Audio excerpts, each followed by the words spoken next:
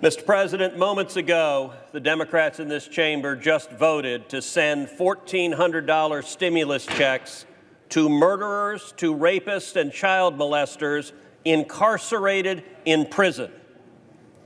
This amendment, just like the one we just voted on that Senator Cassidy and I introduced, this amendment before us today provides that the stimulus check should not go to illegal aliens in this country. The question for the American people to answer is, should your money, should taxpayer money be sent $1,400 to every illegal alien in America? This amendment provides that it should not, that stimulus checks should only go to American citizens or to people lawfully present. Now, the Democrats may say their language allows for that, but they know that the IRS treats someone who was illegally present in the United States for 31 days last year as a resident alien. And so this corrects that and ensures that illegal aliens are not eligible for taxpayer-funded stimulus checks. The senator for Illinois. Mr. President, the statement of the senator from Texas is just plain false. False. Let me be clear. Undocumented immigrants do not have Social Security numbers, and they do not qualify for stimulus relief checks, period. And just in case you didn't notice, they didn't qualify in December when 92 of us voted for that measure, and they don't qualify under the American Rescue Plan. Nothing has changed. And for you to stand up there and say the opposite is just to rile people up over something that's not true. Will the senator yield for a question? No, I won't. It is not true. And we know what's going on here. They want to be able to give speeches that say the checks go to undocumented people. In the circumstance where there is a parent undocumented receiving a check for the child, that's it. But no money going to undocumented people under the American Rescue Plan. Ted Cruz has taken to lying so shamelessly that not even a single second went by where his lies were able to stand before being called out on the Senate floor.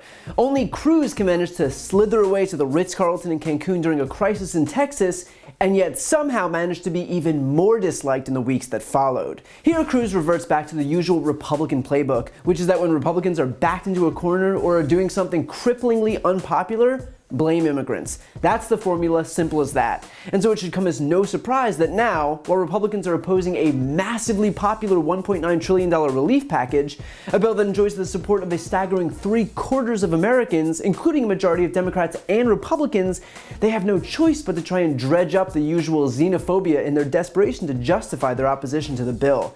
It is as disgusting as it is desperate. Now, so that we're clear, no, undocumented immigrants do not receive stimulus checks, period. They didn't receive them the last round, and they won't receive them this round. Stimulus checks are issued to those with Social Security numbers, which undocumented immigrants don't have. The only instance where an undocumented immigrant will even see a check is if they have a child who does have a Social Security number, and that check is for the child, not them. So for Ted Cruz to claim that every illegal alien in America will receive $1,400 checks is staggeringly shameless and has zero basis in reality. In fact, undocumented immigrants pay into the system leagues more than they're able to benefit from it. Because they don't have Social Security numbers, they're not eligible to receive Social Security benefits. And yet still, the nonpartisan Congressional Budget Office indicates that between 50% and 75% of unauthorized immigrants pay federal, state, and local taxes.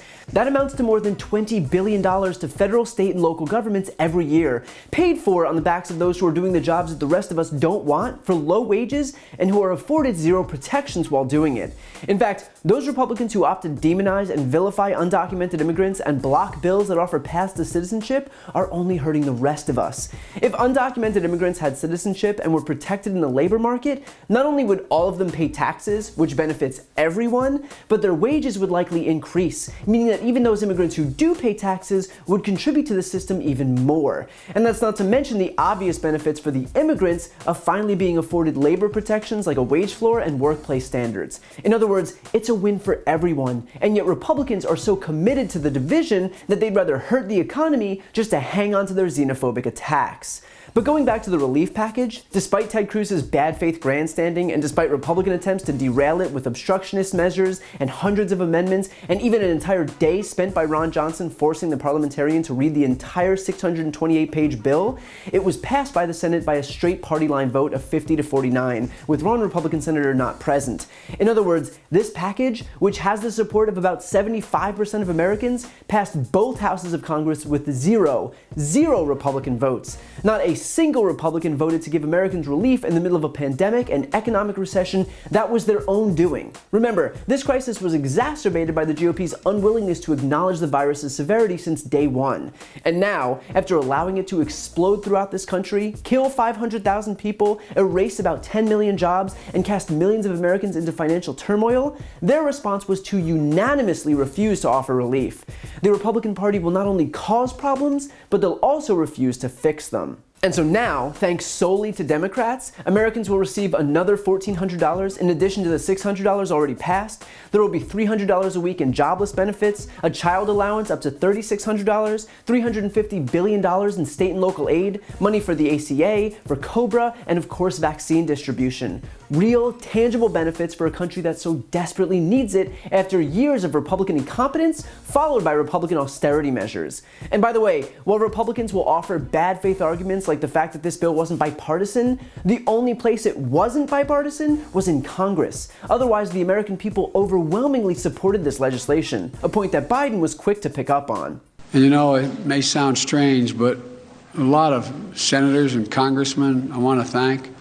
But I really want to thank the American people for making all this possible. You say, well, how did they make it possible? Well, quite frankly, without the overwhelming bipartisan support of the American people, this would not have happened. Your elected officials heard you. Overwhelming public support. Every public opinion poll shows overwhelming support for this plan. And for the last weeks, it's shown that.